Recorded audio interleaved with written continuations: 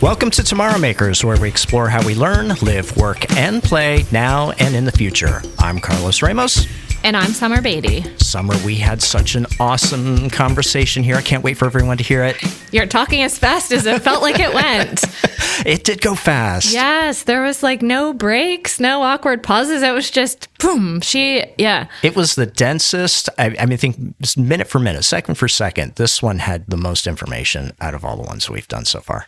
Yeah, Sarah is truly special. And I think, aren't we so lucky to have her here? We are. Sarah Crabtree. So she's pursuing a certificate. And we've been talking a lot about the associates and the bachelor's degree. And when I say certificate, this isn't just any certificate. So it's a certificate in automotive restoration or collision automotive. What is it? It's auto restoration. But I don't think it's your typical auto restoration certificate, because she came here and talked to faculty, talked to the department head with a plan. She wants to restore this 1971 Land Rover to factory condition. And she's trying to do it in 8 months. Is that right? Yeah. Less than a year. The college was like, yeah, absolutely, we'll support you. But I'm sure other people are like, I don't know if this is a good idea. I don't think this is possible. There's a lot of work involved. And she'll tell us, well, hearing them say that just made me want to do it more.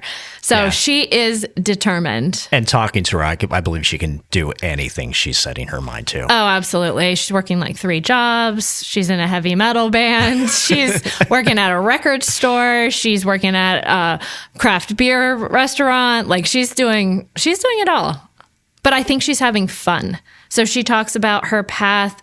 She was thinking about going into law. She has a degree in pre-law, realized, hey, this isn't for me. And she came to Penn College and she seems so happy. All right. Well, let's not waste any more time. Let's just get right into it and hear from Sarah directly. All right, let's do it.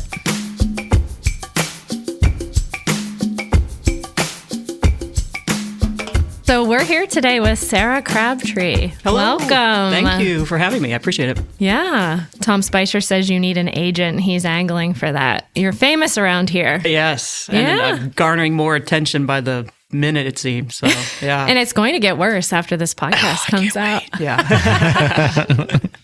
So you have, just to set the stage, you've got an associate's degree in independent studies, and you are pursuing your certificate in auto restoration. Correct, yeah. Okay. And then there's this big piece of it surrounding your interest in Land Rovers. Yes. As a quote-unquote senior thesis project, I am restoring a 1971 Land Rover Series 2A that was made for the North American market area. And that's a bit of a rarity angle to it. So yeah, and it's proven to be quite a challenge. We lovingly nicknamed the car the Little Red Devil because it's putting us through hell and back. So, but yeah, so yeah, the Little Red Devil is the project that we're working on right now. What makes this project so challenging?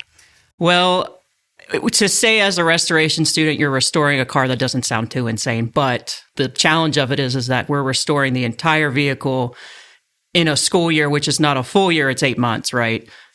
On top of all the other extracurriculars and other classes that I'm enrolled with. I'm an adult student, so I'm working 3 jobs at the same time.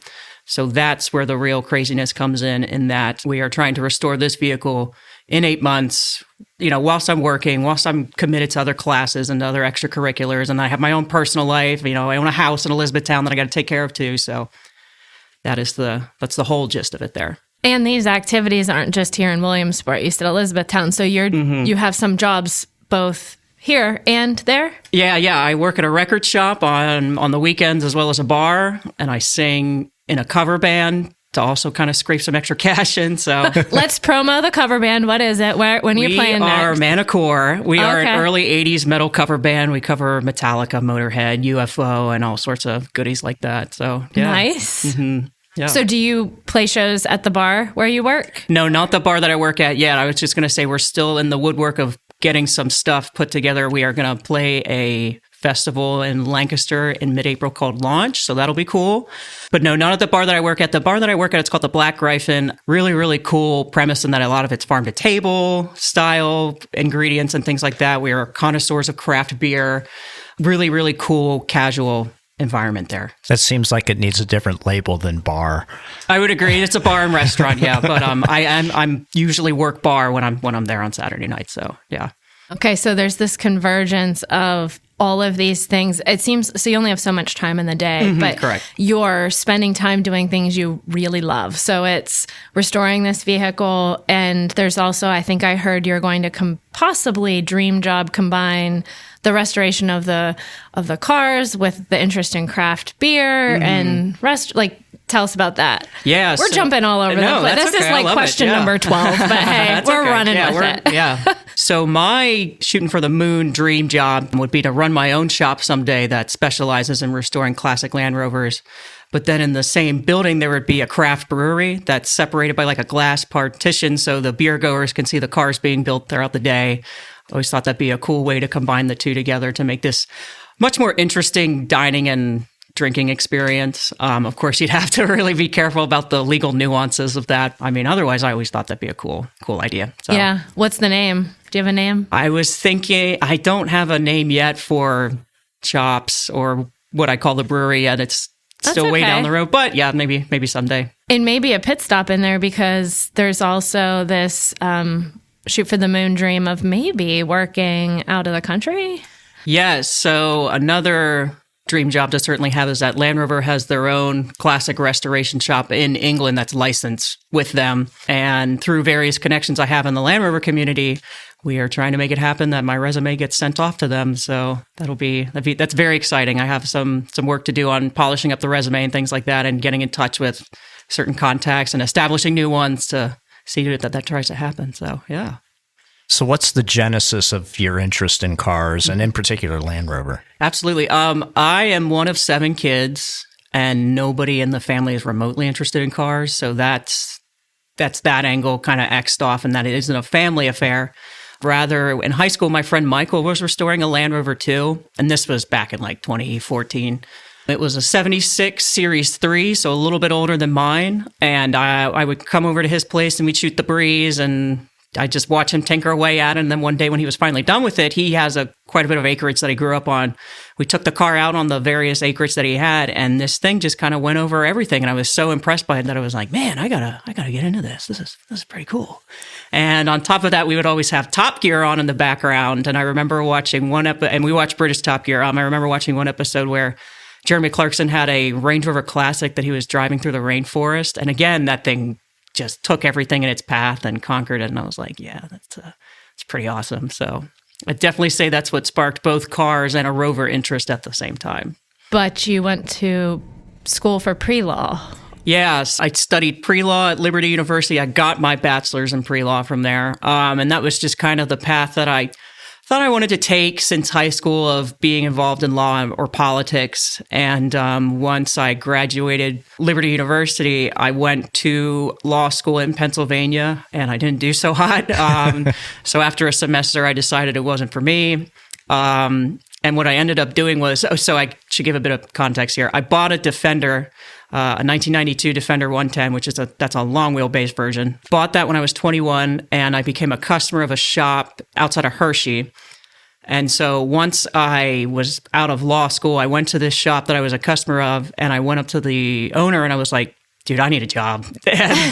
This seems cool. Do you want an apprentice? And he was like, yeah, I guess. And so I started off just doing like janitorial work for him. And then little by little, I built up my experience and knowledge to eventually be able to do like transmission overhauls and engine overhauls and things like that. I worked there for 3.5 years, 3 years.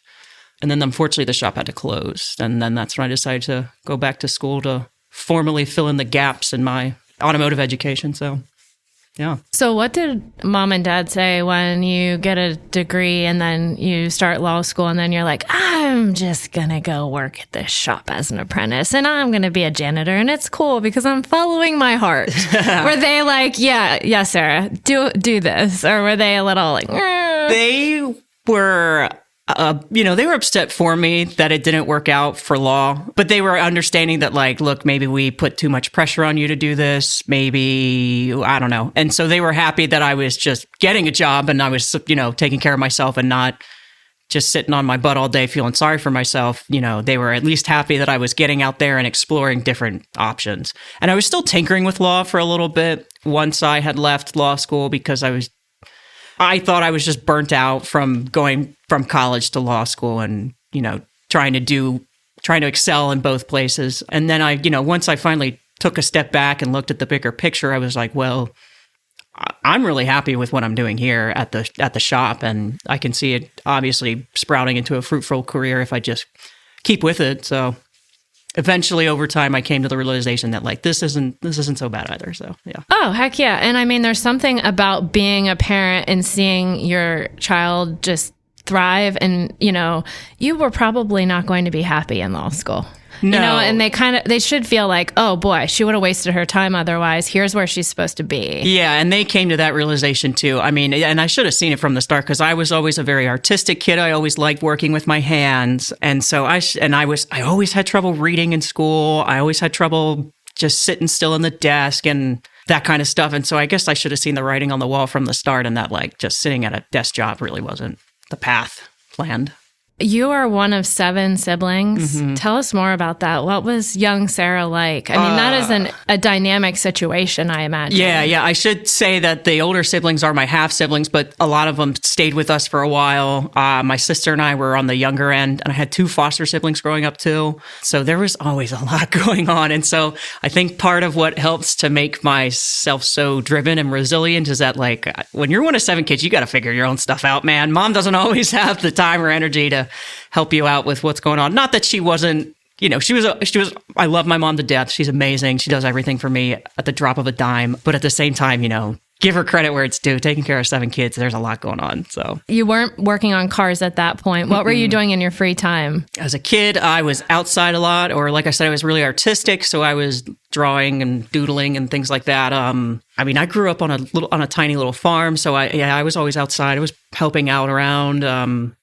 I was always doing something, usually by myself, off wandering around. And then in retrospect, thinking about that childhood, it's no wonder you ended up having this interest in Land Rovers and then the interest in racing them. Yeah. So tell us about that. Yeah. So I did an all-women's competitive off-road rally called the Rebel. Pun on Rebel. And what that is, it's about 1,000 miles off road. The trek that I did the year I did it, we started in Lake Tahoe and then went all the way nearly to the border in the Glamis sand dunes. You have a navigator and a driver on a team, and through paper map navigation, you are plotting various coordinates to gain points in order to be successful in the event. And so you'll start from a base camp. Each 2 or 3 days, you'll change base camps, and then you'll follow the main route and taking various detours off the main route to get to these different checkpoints to earn more game point. And so then by the end of it, on the last day, you're on Dune Day, where you're crossing the sand dunes of Glamis, and it's kind of like the fun day where it's like you can let your hair down, you can relax, kind of the points are already in. You can get a few more points on Dune Day, but otherwise you're just hanging out, kind of surfing the dunes and spending a half day hanging out with all the other competitors. So, yeah. How many days is that? 8 days of competition plus 2 days of prep. So in total, you're kind of out there for more or less 10 days. And when you're out there, you are completely cut off from the grid. I had to turn in my cell phone.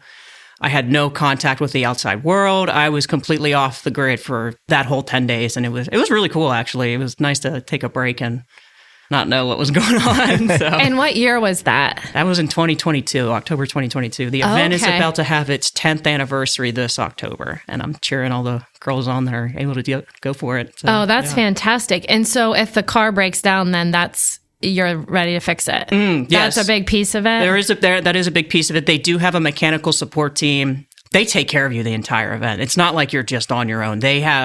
They track you the entire time to make sure you don't go too off course. There's a mechanical support team, a medical team.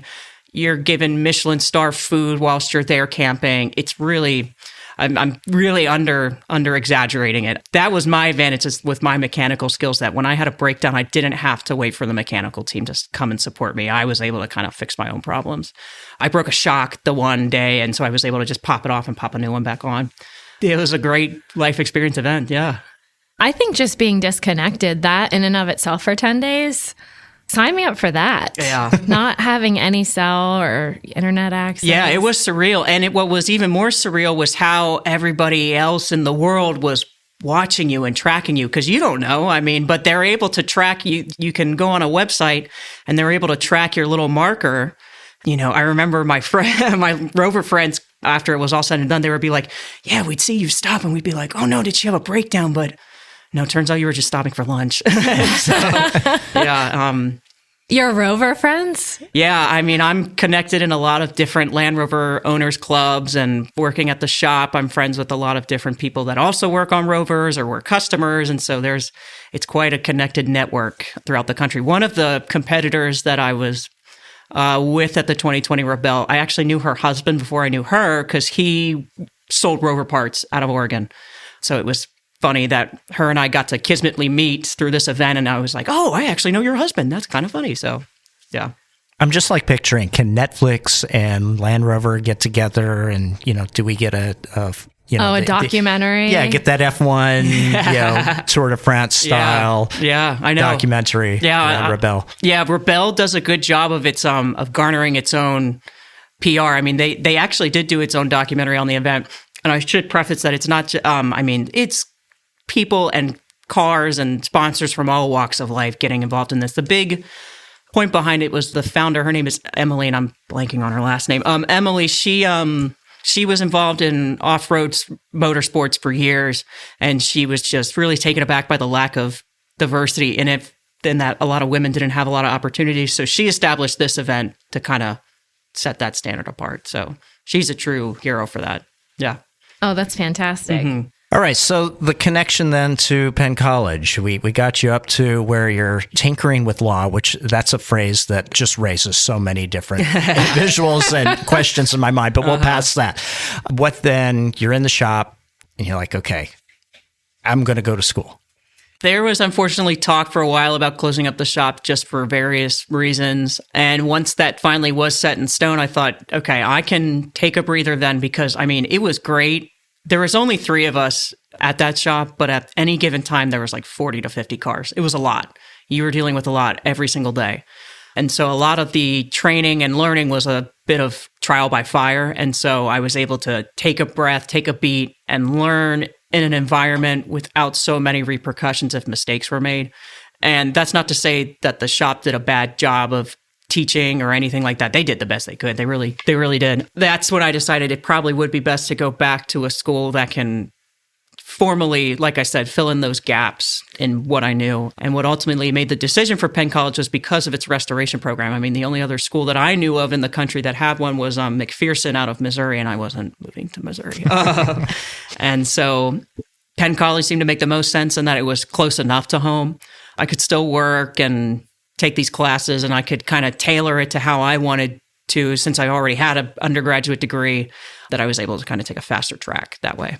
It seems to me that what you're doing is a bit unorthodox to get the certificate. It's really nice how the colleges worked with you to allow you, they didn't tell you needed to restore this vehicle. You came to them and said, hey, I'd like to get this certificate, but I'd also like to do this big project. And what was the reaction? The head of restoration, Roy Klinger, he was super helpful in that I went up to him and I laid out all the facts in front of him of, I have all this experience. I like to think I'm more advanced than the average student. I really want to try and challenge myself to get the most out of my education here. And he said, okay, yeah, absolutely. And so from day one, I put together all the logistics with the other professors I was working with throughout this year of seeing it to it that we were able to use this car as the vehicle to learn on. And so it's taught me a lot of different things. This was the first vehicle that I rebuilt an engine on completely from top to bottom. I was able to rebuild the overdrive unit, the steering box, everything. I mean, and that was a lot of training and experience on itself. Paint and bodywork. I really didn't have much of a background in paint and bodywork, but this car has taught me a lot of that as well. And so the school has been so awesome and so flexible and just allowing me to kind of, run my own path and pursue my own course and doing something that is a little more unorthodox, but has been great so far. So, yeah. What has been the reaction from the student population? So you've got this space in the lab. I haven't seen it, but I'm assuming you've got a little space in the lab. The vehicle's there. they see this excitement happening over, like, are they coming up to you asking you questions? Is it a spectacle, or do they just leave you alone? I'm very serious looking when I work, so I think they do try to leave me alone. But when I first mentioned that I was going to do this, they were like, oh, well, don't expect to get it done in a year. And I was like, oh, well, now I definitely have to get it done in a year. Are you going to? Oh, absolutely. I'm going to try really hard to, at least. Fight tooth and nail to. Yeah. But a lot of the other students, especially a lot of the other female students in the program, have been super supportive, and they've been wanting to get on and see if they can help in any way. And so I'm trying to bring them in where I can, but at the same time, where I have to, not where I have to be kind of thing. So that way I don't have to like babysit them and supervise them the whole time, because they're very capable too. So yeah, I've been getting a lot of great support throughout the school, throughout the community about this project. So you called it a devil. What have been the challenges that you've faced so far? What's the biggest one? Time. Time. Isn't that always the thing? Isn't that always the biggest one? Yeah. And that's not even the car's fault. That's my own, between just working all the different jobs and classes and things like that. The car itself really hasn't been too bad, but there's just a lot to do, and more than I think I even realized when I started getting into it. I'd say some of the bigger challenges was that certain parts that needed to be replaced but couldn't be because they weren't available. That's always a big challenge. And so you kind of have to get creative about making what you have work and fixing it in one way or another, so that way you can put it back on the vehicle, but it's still operable and safe or whatever have you be. That's been a big challenge on its own. A lot of the panels that were on the original vehicle were damaged, that they're not damaged beyond repair, but because of time, they're damaged beyond repair. And so we'd had to replace them, which is kind of lame, and that you can't say it's all original, but you do the best you can, right? So, is there an opportunity to work with like the machining students to machine new parts, or? There might be. I have one or two things that I might have to go to machining to get some help with. But I will say graphic design, actually. So the vehicle had a dealership sticker on the back that was all faded and worn off, and it still was on the original body of the vehicle, but from all the paint and bodywork we're going to do, the sticker isn't going to last. So I reached out to the graphic design. I said, hey, can you make me a new dealership sticker? And they did. And it looks exactly like the one that came on the car. And so it's going to be that awesome little detail that's going to help add a little factor of authenticity to it. So I got to give a big shout out to graphic design for that. That was super cool. I just reached out to them. I was like, hey, I don't know if you can do this, but if you could, that'd be really cool. And the professor's name, his name was Nick. He was like, oh, yeah, I got you. And I was like, of course he did. He's been on the podcast. Oh, okay, great. Yeah. I've never known Nick to say no to a project. Yeah. Good challenge. Yeah, great guy. I really got to thank him for that. So, yeah. Take a little Penn College with you. Yeah, when exactly. you drive away. Yeah. How do you know this thing is done? It feels like one of those things where you could just keep making it better and better and better. When are you going to just put the hammer down and be like, yep, this is done? So I'm restoring it to factory spec, meaning this car is going to be exactly how it, or try as close as I can get it to be, as if it rolled from the factory to the dealership in 1971. So that's the standard I'm getting to. And so I know it'll be all done when it runs, drives, stops, starts, steers, rides comfortably, and it doesn't implode on itself when it does that. So, yeah. Will you race it? No, that one I won't race. This will be a show car. I should preface that this is my father's car. He's kind of footing the bill, but it's mine too. And that I'm doing all the work. So, so he wants to try and enter this as a Concours vehicle, which, if you know anything about the world of cars, showing Concours level vehicles are the highest standard that can be. Now, this will be a little below a Concours level vehicle because it won't be completely original. That's a big thing in Concours level showing, is that 99% of the car is original normally. And so, point being is that we're reserving this car to be a show vehicle. Okay, but it's not the only Land Rover in the garage. No, not for me. Yeah. I have that 92 Defender still that I did the Rebelle in, and then I have a 05 LR3 that is my daily driver, and that's a great car. That's comfortable. And that's a Land Rover, yeah, too? that's a Land Rover, too. They call it the LR3. Okay, so Land Rover fans will know exactly what she's speaking about. Yeah. Now, have you been over to England to go to the Land Rover mothership? I have been to England. I haven't been to Solihull to see the mothership. That's definitely a bucket list item. I know Black Sabbath's playing their last show this summer, so maybe I'll make a full trip out of it. Maybe Roy can add it to a stop to the Italy trip. Just take a ferry over. Yeah. a little more than a ferry, but yeah. So, yeah, I've been to England before. Haven't been to Birmingham or Solihull to see where it all started, but never say never. Speaking of global experiences, you've been on 2 Yes. with Penn College, yes, at least. yeah, with the school. Yeah, I did the Italy and France trip, and then I got to go to Germany as an impromptu trip to visit SATA, which is one of our sponsors at the Collision Lab. Yeah, and who goes to school for a certificate and gets to go on 2 global experience I know, yeah, courses? exactly. That was very cool. I really have to give credit where it's due for that, and that I had the opportunity to do that to begin with. So, yeah. Any Shout fun out. takeaways from either trip? Germany was great. I mean, both were great to eat your way through. It was actually really awesome visiting Germany at the timeline we did because it was December, and so all the Christmas markets were open, and so every little town and city that we stopped in, they had their own Christmas market, and they were very, very cool. So that was very memorable in that regard. So yeah, Nice.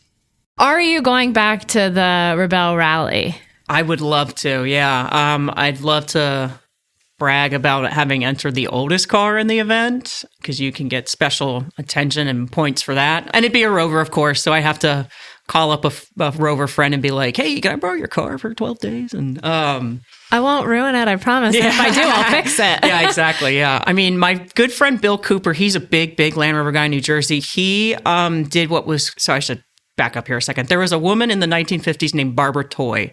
She owned a Series 1 Land Rover, so the very first Land Rover model, and she went all over the world in this car in the 1950s. So that was a very cool and unheard of thing to do as a woman in the 1950s. And so my friend Bill Cooper, he took a Series 1 Land Rover and followed Barbara Toy's route throughout the United States. And he did this a couple years ago. And so we joked that maybe we'd enter a Rebelle team and call it Team Toyin' Around. And that would be the truck, would be that Series 1 that he did Barbara Toy's route in. So, Nice. yeah. When do you complete your certificate? I will complete it this May. Let's see, that'll be like May 10, 11, 12. That's the graduation weekend. So that'll be when I be all done with it, or all done with the certificate. But as for the car, that's like fingers crossed, totally. I was going to say, we're 50 some days. Don't remind me. Yeah. She's like, by the way, I have to go. Are we almost done? Yeah, I'm counting down every hour. Yeah. So yes, but this May, to answer the question, would be when I'm finished up with the certificate. So. All right. Yeah. And is the dream to get a job with Land Rover? That is the dream for sure, is to be able to move on over across the pond. But there are other opportunities here where I live in the Lancaster, Hershey area that would certainly fit the bill as well. I worked at a fantastic shop over the summer called Cornerstone, and they do very, very good, very beautiful, high-end Concours work. And I was very fortunate to have an opportunity with them because they do creme de la creme Concours work. So, yeah. So, in closing, there might be other listeners out there that have this unusual career path interest or want to try something that might be a little unorthodox. What do you have to say to them? Anybody who tells you no or can't, you have all the more reason to do it then. I can't tell you how many times people were like, "Are you sure you're going to do this? Or are you sure you can get this car done in 8 months?" And I was like, "Well, no, I have to, just because you said I couldn't," right? Perhaps I'm talking from a bit of a stubborn angle, but to anybody who says no, then you just got to say yes and plant your feet and show them why. I like it. Fantastic advice. Thanks. Well, thanks for carving out a little bit of time. We know you're so busy, so we appreciate you. Thank you. I appreciate it. Thank you. Yep. Thanks, Sarah. Thanks for hanging out with us today. Don't forget to rate, review, and subscribe wherever you listen to your podcasts. Check out our show notes for bookmarks to your favorite sections and links to resources that we mentioned in today's episode. You can also find past episodes and see what's on deck for upcoming ones at pct.edu/podcast. And of course, we are open to your thoughts, ideas, and suggestions, so send those over at podcast@pct.edu. It's been real. Catch you next time. We're recording. We are now. We are. So we're no longer pre-rolling, we're rolling. We're rolling. We're official. Okay. That's where we want to be.